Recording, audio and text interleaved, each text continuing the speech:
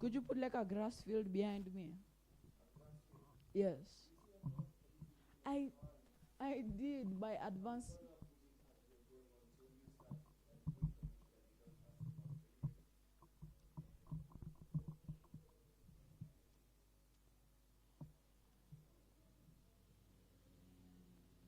Oh, it started. Hi guys, this is another one of the pre-streams before the main stream at 6:30. I would like to tell you guys to join it. Be join the 6:30 stream because it's gonna be long and very fun because we have really cool guests that should be coming. So, as the culture of the pre-stream is, because I currently own it, uh, I want to like make a toast to you guys at home, and I want to tell you some of the things that I did that I personally know is dumb. So I'm gonna be telling a story. Uh, let's look for the most interesting one. Should I talk about the time that I face planted into the ocean? The time that I was dared to lick a shoe for 100 bob and I did. The time that I planted an entire shop's worth of plants and they all died. Or the time that I ate a whole buffet by myself. Dun dun dun dun dun dun dun dun dun dun. So, I personally think I should talk about the time that I face planted into the ocean. So, it was April holiday last year. Imagine this in your head as I am talking. It was April last year, and we as a family had decided that we're going to go to Diani. So, guess what we did? We went to Diani. In Diani, we did a ton of fun stuff. But I want you guys to like.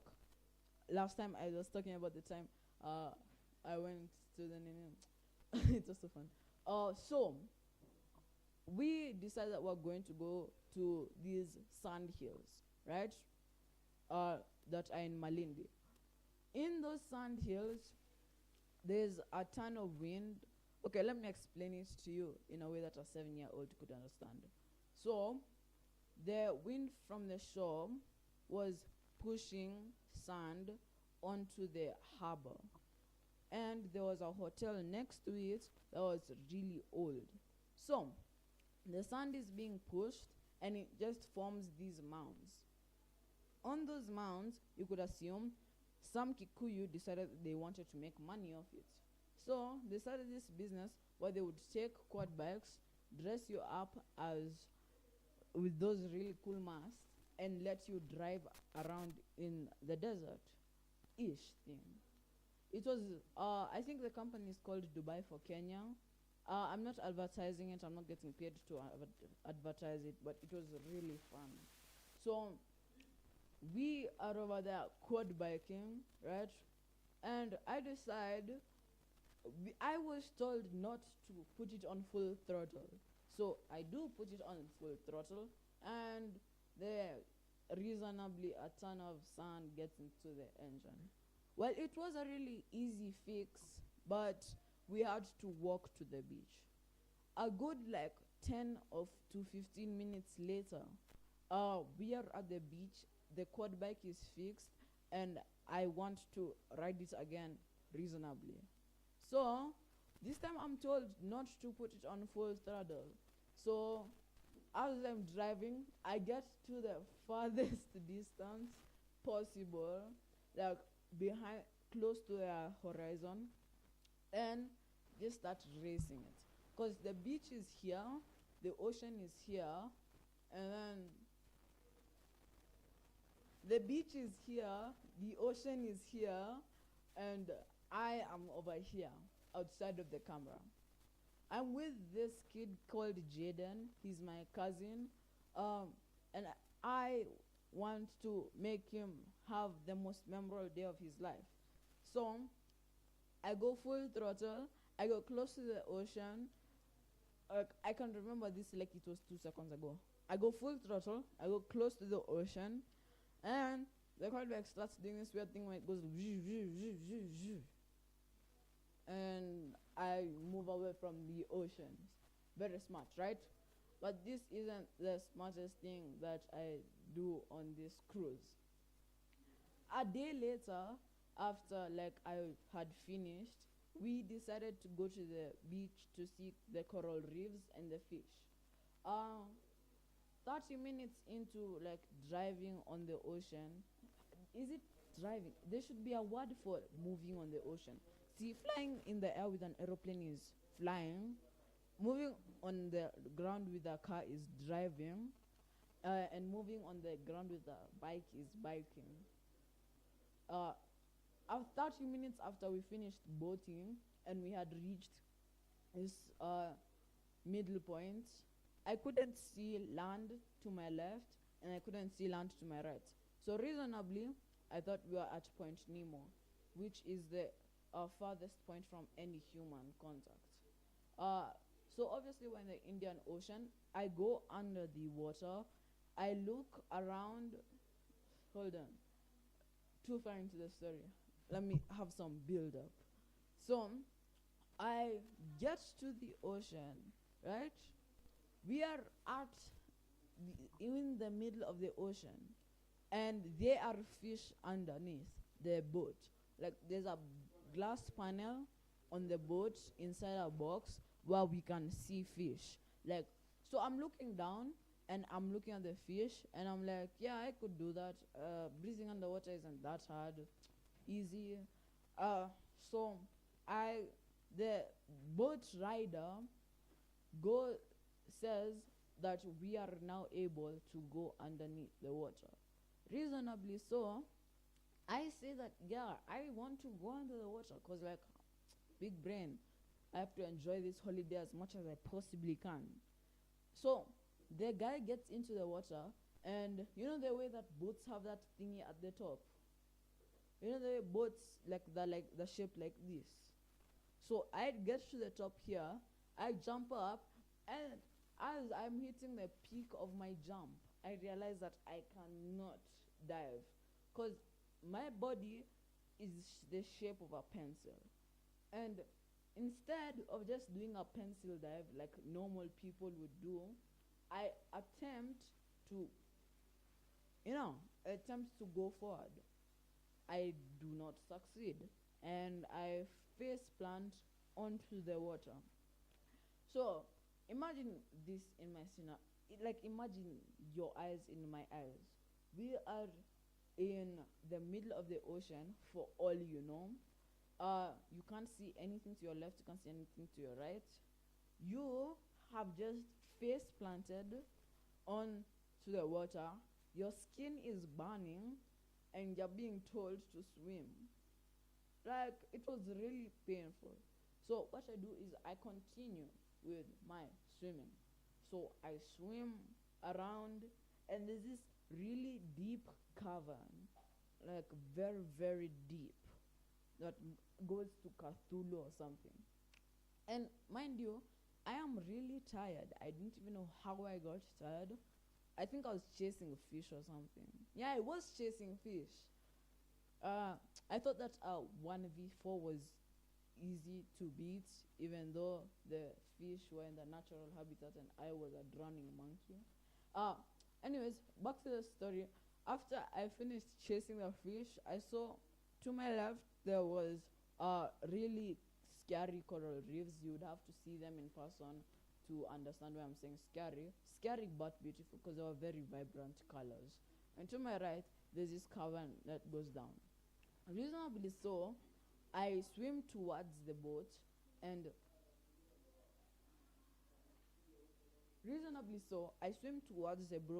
because I am very scared.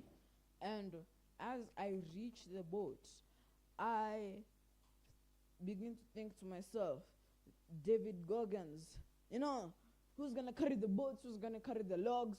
If I don't experience it now, carry the boats, who's gonna carry the logs? If I don't experience it now, then later because the pain is only temporary and the tiredness is only temporary.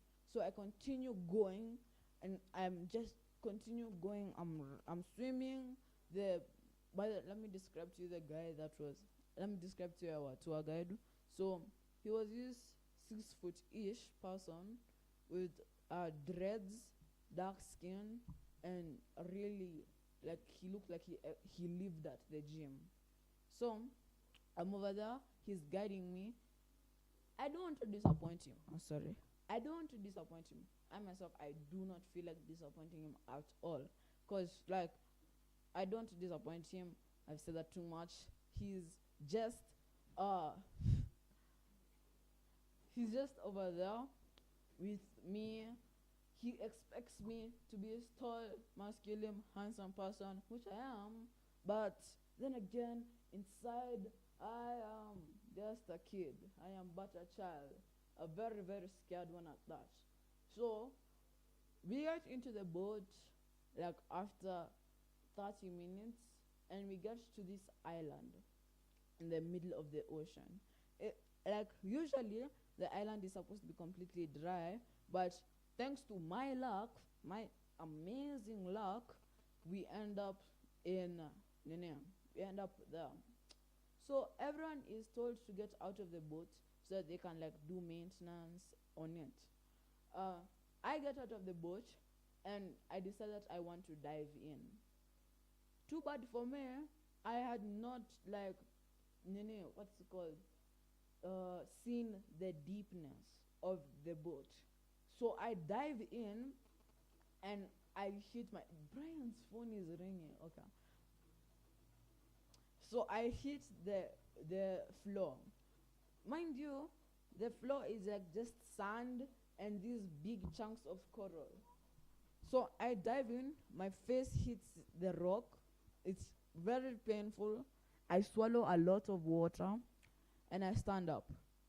Then, as I'm standing up, God, I don't know what he was thinking at that time, God forgive me, hits me with a wave the size of Miami. If you want for scale, a mango would be this size and Miami would be the size of my hand. So, I'm over there.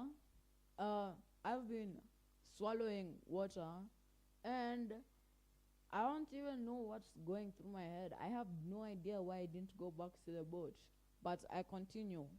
I go to the center of the island, like the peak of the island. Even though it's still underwater, it's still high enough for me to be able to stand up and my top half to be, my top half and to my knees to be, what's it called, showing. But I'm 6 feet tall, so yeah.